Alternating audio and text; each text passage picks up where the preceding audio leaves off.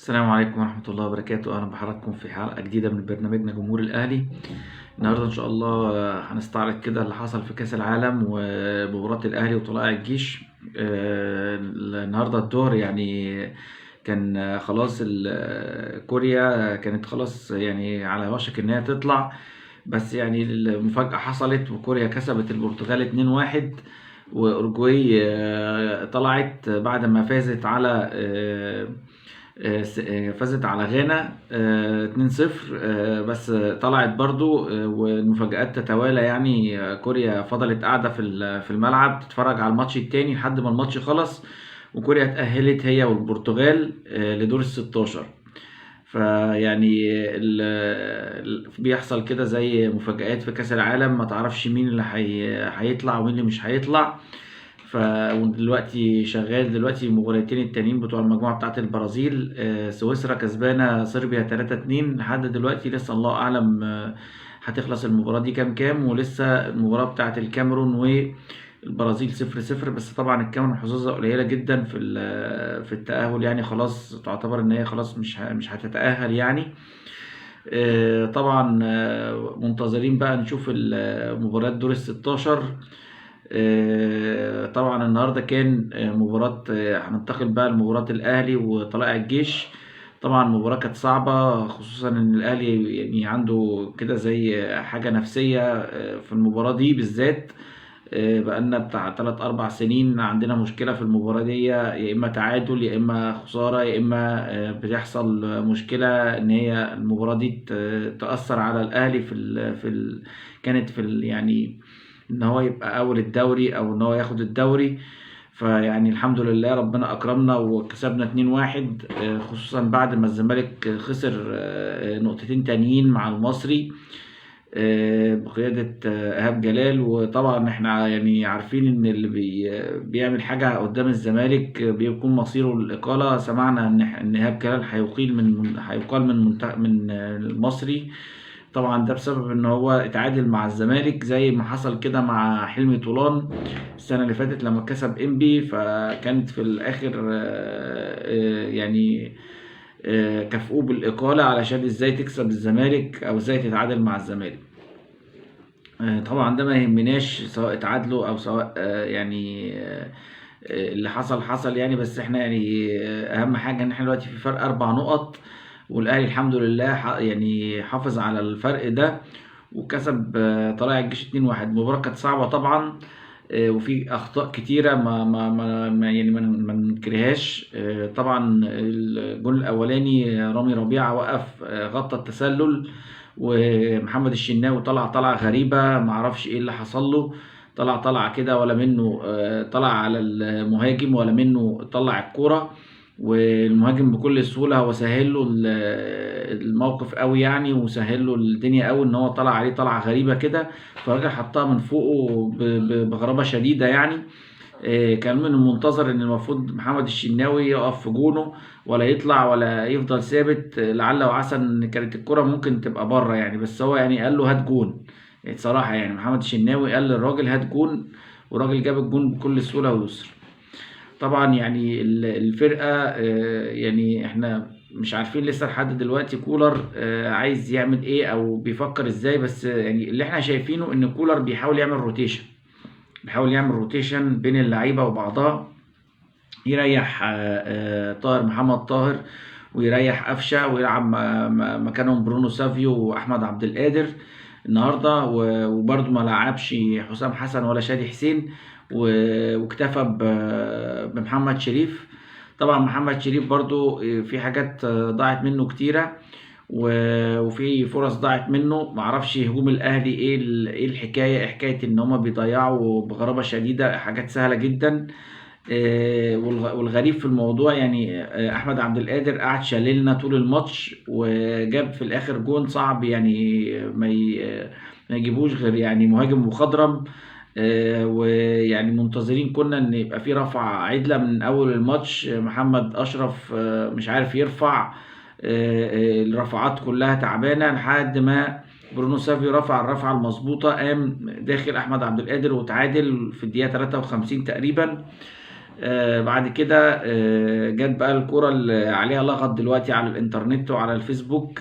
طبعا اخواننا بتوع الاعلام الزملكاوي بيقول لك فين البلن. هو يعني جايبين اللقطة بتاعت برونو سافيو، هو البلن ما اتحسبش على اللقطة بتاعت برونو سافيو، البلن اتحسب على اللقطة بتاعت أكرم توفيق.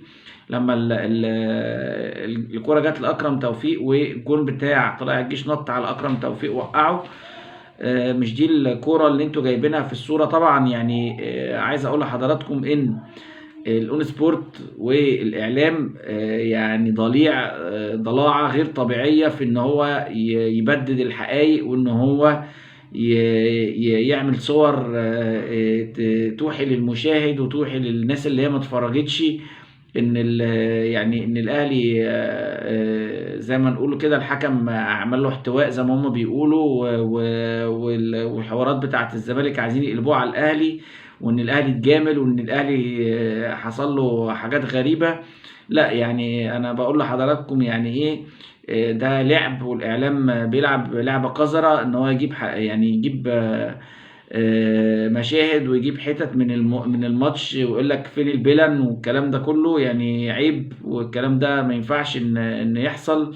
احنا عارفين طبعا الحاجات دي وبنشوفها جوه الماتش، وبنشوف الحاجات اللي ما بتتعادش، ونشوف اللقطات اللي ما بتتعادش، والحاجات اللي بتيجي من زوايا معينة، والخطوط اللي بتتزور طبعا. يعني كابتن عمرو الشناوي اللي بيجي كل مرة كل ماتش للزمالك بيتلعب، مفيش غير كابتن عمرو الشناوي بس هو بيخش في الفار بتاع الزمالك. وطبعا شفناه، وياما شفنا الشغل بتاعه مع الاهلي، وشفناه ازاي بيرسم الخطوط المزورة، وبيعمل الكلام ده كتير قوي في ماتشات الاهلي. طبعا النهارده برضو الناس بتقول ان زي ما بقول لحضراتكم البلن لا مش صحيح. لا البلن صحيح، بس انتوا هاتوا الكادرات الصح، وهاتوا المناظر الصح، ما تجيبوليش الحاجات يعني منظر من وجهة نظر الاعلام او من وجهة نظر كورة 11 ده ويقول لك البلن فين. عيب الكلام ده، وعيب اللي انتوا بتعملوه، يعني مش شغل احترافي ده.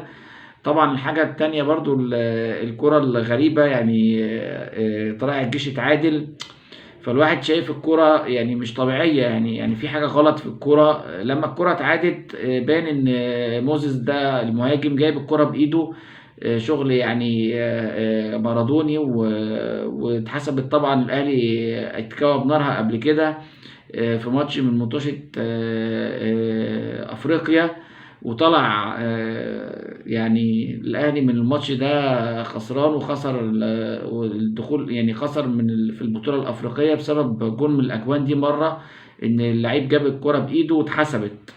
فالحمد لله يعني ان احنا ربنا اكرمنا النهارده، وطبعا يعني معانا محمد عادل ومعانا وائل فرحان. ربنا اكرمنا اخر كرم ان هما يعني شافوا الكوره وحسبوها. يعني لو كانت اتحسبت كانت هتبقى كارثه. ان اللعيب جايب الكرة بايده، واللعيب للاسف الشديد ان اللعيبه احتفلت، واللعيب نفسه احتفل. لان يعني حطت في بطنه بطيخه سيف، محمد عادل هيحسبها له والفار هيحسبها له. بس يعني الحمد لله كده نزلت زي ما يقولوا كده ايه، يعني لمسة ضمير كده على محمد عادل مرة من 500 ألف مرة. هو وائل فرحان وما حسبوهاش، وحسبوها ان هي لمسة يد بس. فيعني كان مكتوب للاهلي النهارده ان هو يكسب طلائع الجيش الحمد لله. طبعا يعني كولر بقى مش عارف يعني هيعمل ايه مع اللعيبه، لسه برضو مش عارفين. الراجل صعب الحكم عليه، بس هو يعني الراجل اللي احنا شايفينه لحد دلوقتي هو بيعمل روتيشن، وزي ما المذيع كان عمال يقر على لعيبه الاهلي وبيقول ان الراجل موقفهم على رجليهم، والراجل اللعيبه تحس ان هي خفيفه. فعلا في تغير في اللعب بتاع الاهلي وكده، بس ايه المشكله في التلت الهجومي بتاع الاهلي، هو اللي محتاج ان هو يبقى سريع شويه، ومحتاج ان يبقى فيه شغل جامد شويه. التلت الدفاعي النهارده يعني حصلت كده اخطاء غريبه، اللي هم الخطأين بتوع الجون الاولاني، والخطأ التاني بتاع الكرة اللي هي جت بالايد بتاعت موزيس دي. برضو الراجل عدى من كتر الراجل على يعني اكرم توفيق. الراجل الخطأين عدوا من اكرم توفيق، خطأ الجون عدى من اكرم توفيق، والخطأ التاني برضو كريم العراقي عدى من اكرم توفيق للاسف يعني. معرفش اكرم تقريبا الكرة اللي وقع فيها في اول الماتش وقع على ايده تقريبا، اتأثر بالوقعة، فما كانش يعني احسن حاجة النهاردة. مع انه برضه هو سبب كان في البيلان اللي اتحسب للاهلي، بس برضه هو ما كانش في احسن حالاته. في برضه لعيبه كتيره ما كانتش في احسن حالاتها، زي اليو ديانج، او اليو ديانج كانت بتقطع منه الكور، احمد عبد القادر كانت بتقطع منه الكور تبقى هجمات مرتده على الاهلي. برضه الدفاع متاثر بغياب محمد عبد المنعم وغياب محمود متولي. برضه نص الملعب حمدي فتحي برضه بيأثر تأثير جامد قوي، حمدي فتحي نزل في اخر الماتش. بس يعني احنا نأمل ان الماتش الجاي برضو غزل المحله مش سهل، نأمل ان الاهلي وكولر يعيدوا كده، يعيد الترتيب تاني ويعيد الحسابات تاني مع الفرقه، ويحاول بقى يصلح الاخطاء دي ويصلح تمركزات اللعيبه، خصوصا رامي ربيعه. كان من السهل قوي يا رامي ان انت تطلع قدام والكرة تتحسب اوفسايد. لو انت يعني قدمت خطوة قدام شوية عن اللعيب بتاع طلائع الجيش كانت بقت اوفسايد، لكن انت وقعت في الغلط، وقعت يعني انت غطيت الاوفسايد. فنتمنى ان كل الحاجات دي كولر ان هو يصلحها ويصلح الاخطاء دي، لان احنا يعني داخلين على مطوشة جامدة، وداخلين على غزل المحلة منتشي وكسبان، وكان متصدر الدوري وكسبان الاتحاد. فالمطوشة الجاية كلها مش سهلة، ومحتاجين ان احنا نحافظ على فرق ال4 بونت بيننا وبين الزمالك ده بقدر ما المستطاع، وقدر ان يعني ما اوتينا من قوة. طبعا يعني مش هننسى دور الجمهور النهارده كان اللعيب رقم 12 مع التقدم طلائع الجيش. الجمهور ما سكتش وشجع اللعيبه، وفي اخر الشوط الاولاني بالدم بالروح، الدوري مش هيروح. وفي اول الشوط الثاني لحد ما تعادلنا، ولحد ما جبنا جون التقدم، والجماهير ما همدتش في الملعب. فيعني نرفع القبعه للجمهور، جمهور الاهلي ده يعني حاجه عظيمه وحاجة مشرفة، واللعيبة من غير الجمهور يعني مش هتقدر ان هي تلعب. ده اللعيب رقم 12، واللي احنا بنأمل ان يفضل الجمهور ده في الملعب. طبعا يعني هيتكمل ان شاء الله بكرة كأس العالم برضو في مطوشة تانية، وهنطلع معاكم ان شاء الله كل ما نقدر ان احنا نغطي لكم الاحداث. النهارده كنا قايلين ان احنا هنطلع بعد الماتش بتاع الاهلي وطلائع الجيش، وطلعنا اهو غطينا الماتش يعني، ولسه المباريات بتاعت كاس العالم شغاله دلوقتي. هنسيبكم تكملوا المباريات عشان المجموعه دي تقفل برضو، نعرف المتأهلين منها. وان شاء الله نلتقي مع بعض في حلقه قادمه من برنامجنا جمهور الاهلي. حضراتكم ما تنسونيش في دعمكم باللايك والشير، والسلام عليكم ورحمه الله وبركاته.